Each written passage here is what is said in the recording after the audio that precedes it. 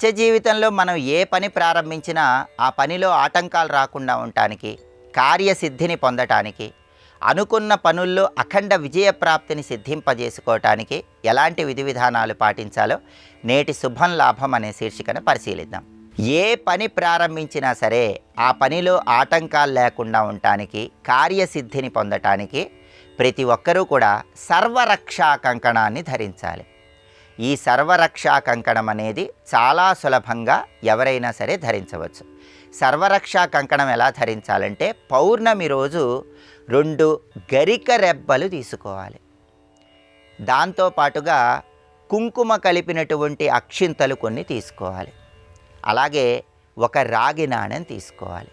ఈ మూడింటిని కూడా ఒక తెలుపు రంగు వస్త్రంలో ఉంచి మూటగట్టి దాన్ని ఒక రక్షలాగా కుడి చేతికి ధరించాలి. ముఖ్యమైనటువంటి కార్యనిమిత్తమై బయటికి వెళ్ళేటప్పుడు ఈ ప్రత్యేకమైనటువంటి రక్షను ధరించి వెళ్ళినట్లయితే కార్యసిద్ధి ఏర్పడుతుంది. ప్రాచీన కాలంలో రాజులందరూ కూడా యుద్ధ నిమిత్తమై వెళ్ళేటప్పుడు, విజయాలు సాధించేటప్పుడు ఈ సర్వరక్షా కంకణాన్ని ధరించాలని ప్రామాణిక గ్రంథాల్లో చెప్పడం జరిగింది. కాబట్టి చాలా సులభమైనటువంటి విధి విధానం. 2 సన్నటి గరిక రెబ్బలు, కుంకుమ కలిపినటువంటి అక్షింతలు, ఒక రాగి నాణెము, ఈ మూడింటిని కూడా ఒక తెలుపు రంగు వస్త్రంలో మూటగట్టి దాన్ని ఒక రక్షలాగా కుడి చేతికి ధరించి కార్యనిమిత్తమై వెళ్ళాలి. అలా చేసినట్లయితే అనుకున్న పనులు అనుకున్నట్లు దిగ్విజయంగా పూర్తవుతాయి. అలాగే ఒక్కొక్కసారి తిథి బాలేనప్పుడు, నక్షత్రం బాలేనప్పుడు, తారాబలం లేనప్పుడు, లేకపోతే దుర్ముహూర్తం ఉన్నప్పుడు, వర్జ్యం ఉన్నప్పుడు, రాహుకాలం ఉన్నప్పుడు కూడా తప్పనిసరి పరిస్థితుల్లో మనం కార్యనిమిత్తమై వెళ్ళవలసి వస్తూ ఉంటుంది. అటువంటప్పుడు దుర్ముహూర్తం ఉన్నా, వర్జ్యం ఉన్నా, రాహుకాలం ఉన్నా, తిథి బాలేకపోయినా, వారం బాలేకపోయినా, తారాబలం లేకపోయినా మనం వెళ్ళినటువంటి పనిలో అఖండ విజయప్రాప్తిని సిద్ధింపజేసుకోవాలంటే మన దగ్గర ఒక వెల్లుల్లి రెబ్బ దగ్గర ఉంచుకొని కార్యనిమిత్తమై వెళ్ళాలి.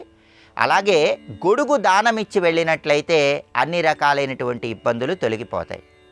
అలాగే కార్యసిద్ధి తరచూ లభించాలంటే బుధవారం పూట ఉత్తర దిక్కుకు తిరిగి జామ పళ్ళు దానమిస్తూ ఉండాలి. బుధవారం జామ పళ్ళు దానమిస్తూ ఉన్నట్లయితే తరచుగా మనం చేస్తున్నటువంటి పనుల్లో విజయప్రాప్తిని సిద్ధింపజేసుకోవచ్చు. అలాగే ముఖ్యమైన పని మీద బయటికి వెళ్ళేటప్పుడు ఆ పనిలో విజయప్రాప్తిని అందిపుచ్చుకోవాలంటే ముందుగా ఆంజనేయ స్వామి వారి ఆలయానికి వెళ్ళాలి. ఆంజనేయ స్వామి ఆలయంలో ఆంజనేయ స్వామికి బెల్లము శనగలు సమర్పించాలి. ఆ తర్వాత 9 ప్రదక్షిణలు చేయాలి. 9 ప్రదక్షిణలు పూర్తి చేసుకొని బయటకు వచ్చి ఎవరైనా చిన్నపిల్లలకు మీ చేత్తో అరటిపళ్ళు ఇచ్చి ఆ తర్వాత కార్యనిమిత్తమై వెళ్ళండి. ఇలా చేస్తే మీరు కష్టసాధ్యమైనటువంటి పనుల్లో కూడా విజయప్రాప్తిని సిద్ధింపజేసుకోవచ్చు. అలాగే ముఖ్యమైన పని మీద బయటికి వెళ్ళేటప్పుడు గణపతిని ఎరుపు రంగు పుష్పాలతో, గరికపోచలతో పూజించి గణపతి పూజలో ఉంచినటువంటి గరికపోచలు కొన్ని తీసుకొని మీ దగ్గర ఉంచుకొని కార్యనిమిత్తమై వెళ్ళండి. పని పూర్తి కాగానే ఆ గరికపోచలు ఎక్కడైనా చెట్టు మొదట్లో వేయండి. ఇలా చేస్తే కూడా కార్యసిద్ధి లభిస్తుంది. అనుకున్న పనులు అనుకున్నట్లు దిగ్విజయంగా పూర్తి చేసుకోవచ్చు. అలాగే ఏ పని ప్రారంభించినా సరే ఆ పనిలో ఖచ్చితంగా విజయం వరించాలంటే గృహంలో రసగణపతి విగ్రహాన్ని ఏర్పాటు చేసుకోవాలి. రసగణపతి విగ్రహం అంటే పాదరసంతో తయారు చేయబడిన గణపతి విగ్రహం అని అర్థం. గణపతికి ఎన్ని రూపాలు ఉన్నప్పటికీ పాదరస గణపతికి చాలా శక్తి ఉంటుంది.